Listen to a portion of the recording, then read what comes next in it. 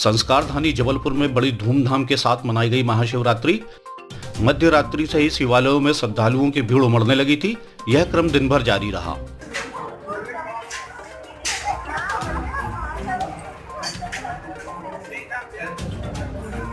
नर्मदा के तट जिलहरी घाट स्थित प्रेमानंद आश्रम में जगत गुरु रामानंदाचार्य स्वामी रामनरेशाचार्य जी महाराज के सानिध्य में चारों याम के अभिषेक का आयोजन हुआ, जिसमें सैकड़ों शिव भक्तों ने पूजन अर्चन किया।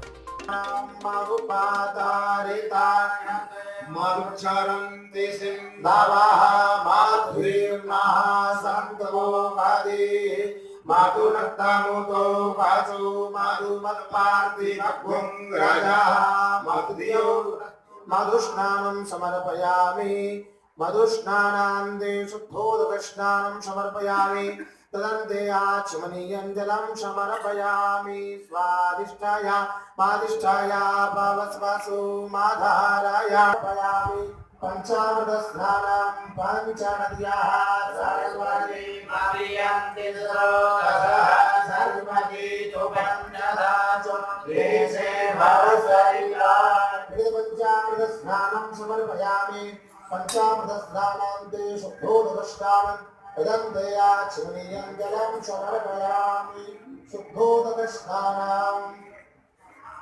शास्त्रों के अनुसार यही वो रात थी जब करोड़ों सूर्यों के समान प्रभाव वाले ज्योतिर्लिंग के रूप में शिव प्रकट हुए थे। इसी के चलते प्रतिवर्ष फागुन मास के कृष्ण पक्ष की चतुर्दशी तिथि को महाशिवरात्रि का त्योहार पूरे विधि विधान के साथ मनाया जाता है।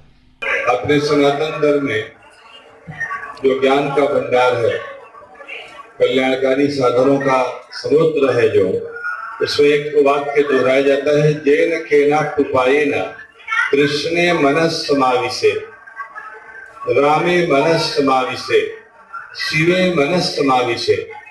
देखिए, किसी भी तरह से जैसे जल धाराएं समुद्र में जाकर विलीन होना चाहती हैं, क्योंकि उनके लिए उससे ज्यादा उत्कर्ष का कोई साधन नहीं कि वो बूंद, वो छोटी पतली धारा, वो पता नहीं कौन सा स्वरूप है जल का, वो समुद्र तभी बनेगा, जल की पराकाष्ठा का स्वरूप उसे तभी प्राप्त होगा जबकि उस समुद्र में जाएगा।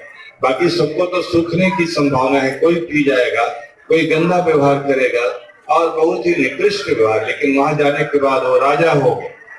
वैसे ही पृथ्वी का टुकड़ा जब पृथ्वी पर आ जाता है तो उसका सबसे बड़ा स्वरूप हो जाता है। हम सभी लोग, भले ही आपको हमको समझ में आवे या नहीं आवे, लेकिन हमारे मन में हमेशा वो धारा काम करती है कि कब ऐसा समय आएगा कि हम भी जीवन की पराकाष्ठा को प्राप्त करें, सबसे बड़े स्वरूप को प्राप्त करें। उसी के लिए सनातन धर्म में अनेक अनुष्ठान बतलाए जाते हैं और उसी क्रम में आज हम लोग भगवान शंकर के विवाह महोत्सव में भाग ले रहे हैं। किसी के साथ कोई आदमी कहीं से भी जुड़ता है और उसे लगे कि हमें ये अपना मान रहा है, हमें बल दे रहा है, हमें प्रेम दे रहा है, हमारा शुभचिंतक है, तो अत्यंत प्रभावित होता है, आपके लिए शुभकामी होता है, समर्पित हो जाता है। तो हम भगवान से जुड़ने की एक प्रक्रिया है।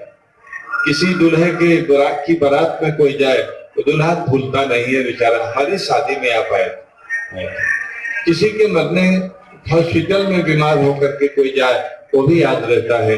ऐसे ही और कई खुशहाली के अवसर होते हैं और परेशानियों की जिसमें उपस्थिति स्मरणीय हो जाती है, अविस्मरणीय हो जाती है।